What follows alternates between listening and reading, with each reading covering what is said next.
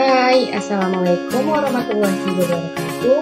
Saya Hermawati 1801166 dari kelompok 3 STIPAD 2018. Di video kali ini kami akan membahas tentang ikatan obat dengan protein. Jika suatu obat diabsorpsi di dalam aliran darah, beberapa di antaranya dapat terikat pada protein di dalam darah dan beberapa akan tetap tak terikat. Nah, jumlah obat yang terikat pada protein akan mempengaruhi distribusi dan eliminasi obat tersebut. Berdasarkan uraian ini, ikatan protein menunjukkan jumlah obat yang secara kovalen terikat pada albumin dan protein lain di dalam darah. Nah, apa sih protein plasma? Jadi, protein plasma ialah protein total dalam plasma manusia yang memiliki konsentrasi sekitar 7,0 sampai 7,5 gram per dl dan membentuk bagian terbesar dari bahan padat plasma. Protein plasma sebenarnya adalah campuran kompleks yang mencakup tidak hanya protein-protein sederhana, tetapi juga protein terkonjugasi, misalnya glikoprotein dan berbagai lipoprotein. Saya Natalia Manti, 1801195. Berikut adalah beberapa fungsi protein plasma, di antaranya keseimbangan osmotik, pembekuan dan nutrisi jaringan, enzim, hormon, pembekuan darah, transportasi, daya tahan tubuh, antibodi, dan kompleks. Saya Hajar Mayang 170.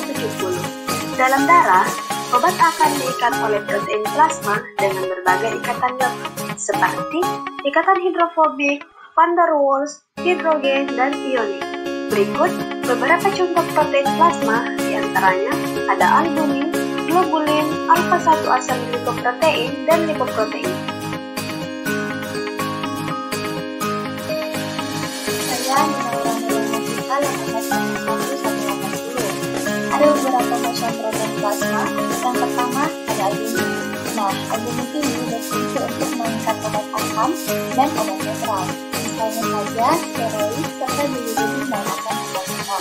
Yang kedua alfa glikoprotein yang berfungsi untuk mengikat obat basah. Yang ketiga ada CBG atau kortikosteroid banding globulin yang diputuskan untuk mengikat kortikosteroid.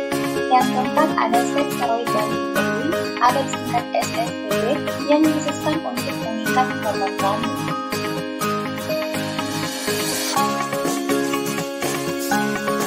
Saya Amelia Jafar 18186. Berikut adalah prinsip ikatan obat dengan protein. Obat yang berada pada keadaan terikat dengan protein plasma tidak dapat menembus membran biologis dan tidak aktif secara farmakologis. Dari sejumlah dosis yang diberikan, sebagiannya akan terikat dengan protein plasma, sebagian lagi dalam bentuk bebas, tergantung dari seberapa besar afinitas obat terhadap protein plasma atau jaringan. Jadi, hanya obat bebas yang mengalami metabolisme yang dapat menembus membran biologis dan menghasilkan efek farmakologis. Saya Agnesia Putri Patindo, 1801169. Selanjutnya ada ikatan obat dengan protein. Ikatan obat dengan protein dapat bersifat yang pertama reversible. Maksudnya adalah obat dapat kembali bebas dari ikatan dengan protein plasma.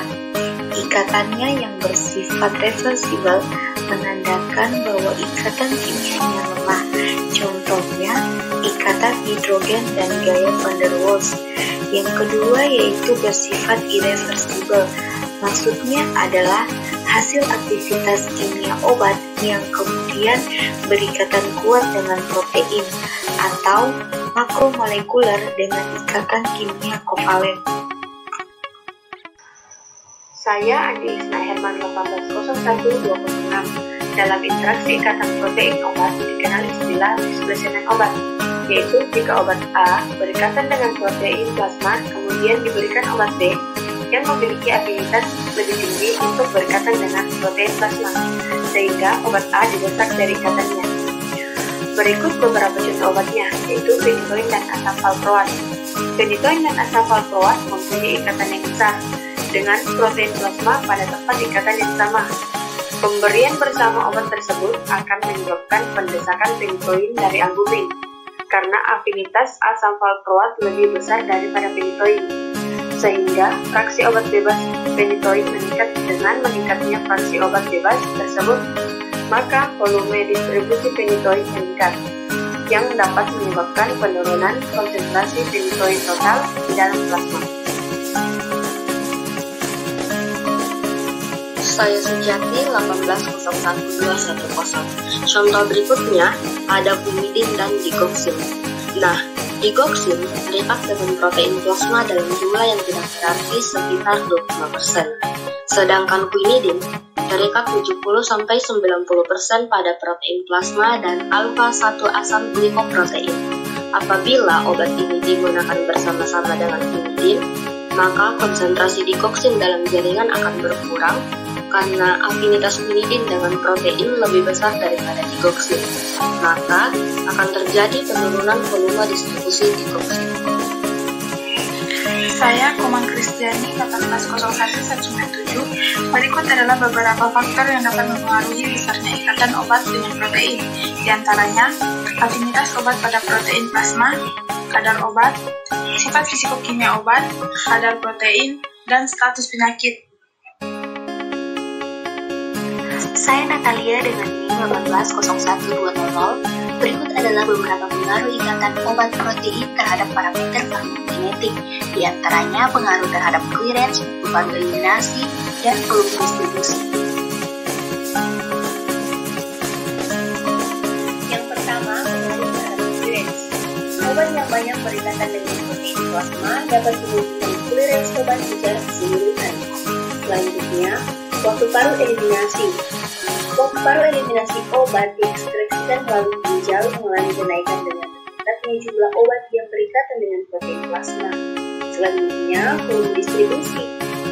Obat yang terikat protein plasma tidak bisa berdistribusi dengan mudah, sehingga dapat menyebabkan lebih sedikitnya terdistribusi di jaringan.